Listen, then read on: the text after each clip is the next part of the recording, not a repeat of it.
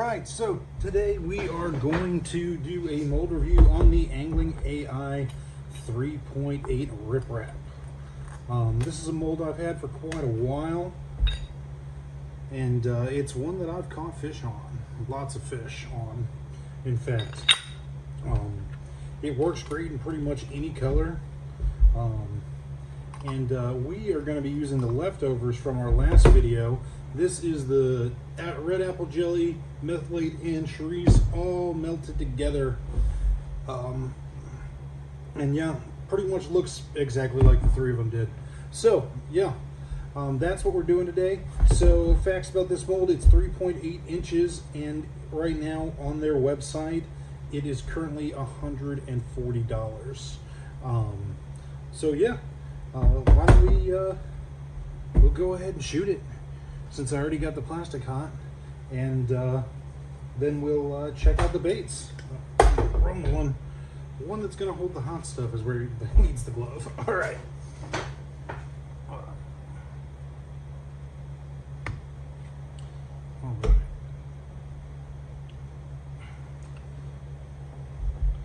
So yeah, it shoots well. It does not take much plastic. Just like that, boom, that was it. Just a little tiny movement of the injector. And I also find, especially when you're shooting in a single color, it doesn't really matter how fast you shoot it.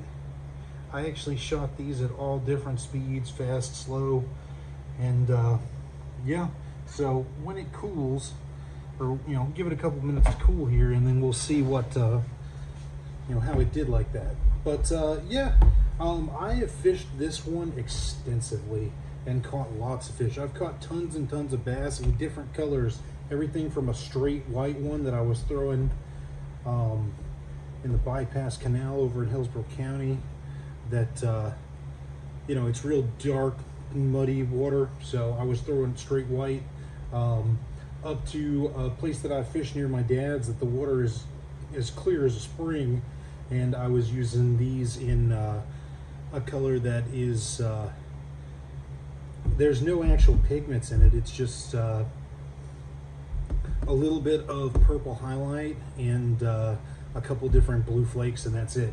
And it works well in clear water. Yeah, so that was another one. I mean, and I've used this in so many different things. I've caught bass on it. I've caught sea trout in saltwater.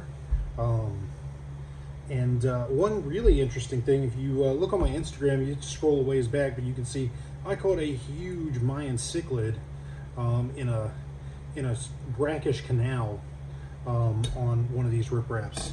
So it's a really, really great bait. They actually make it in a bunch of different sizes. I have the 3.8. I believe they make a 3.2, a 4.2, and a 4.8. I do plan to eventually get the 3.2. I have a lot of big swim baits. I don't have a lot of small swim baits, so I do plan to get that 3.2. Because especially when I'm fishing in saltwater, I like to try to match the size of the bait fish swimming around. Because especially in saltwater, I mean, there's bait fish everywhere, so you got to do something to both get their attention, but also not be such an anomaly that they don't they think there's something wrong. So if you're a similar size but a little bit brighter color than the locals, a lot of times you can get the fish that way. So it's pretty cool that they make this mold in so many different size ranges, because it works really well. It's got a really flappy tail. Actually, if you look at the newer G series open pores, it has a tail that I think was likely inspired by this one, because it is the older one. Their classic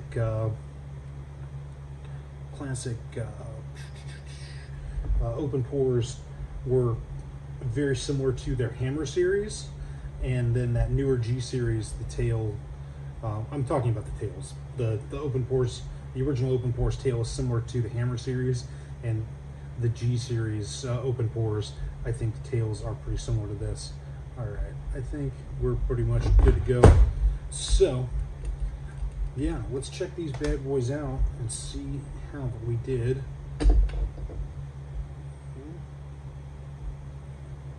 all of them but one came out on one side. All right, yeah. So yeah, check that out. It's got a real thin tail that flaps around like crazy. The body rolls like crazy. But yeah, there we go. Pretty simple. You know, not a lot to this week's video or today's video, but you know, I just wanted to do a quick mold review of this one. And yeah, I like it. I love this mold. It's a great mold. It takes laminates well. It takes everything well. So, you know, if you're in the market for a little small swim bait, this might be the one. Here's the other two. You know, and like I said, I shot these at different speeds. Some of them fast, some of them slow. One of them I really slammed it down. And all of them look the same. There's not really any differences there. So, yeah. Let me actually show you here how well they also, how well light passes through them. You know, and that of course is going to depend on how clear your pigment you're using is. But here we go.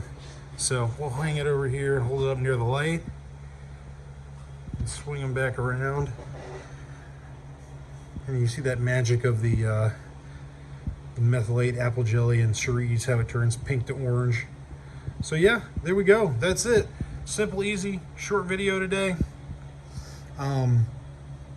You know, if you're interested in this mold, it is at AnglingAI. I will put a link to their to the one we're looking at, the 3.8, under the video. And yeah, if you have any thoughts on it, any comments, you know, definitely throw them out there. Let me know what you think.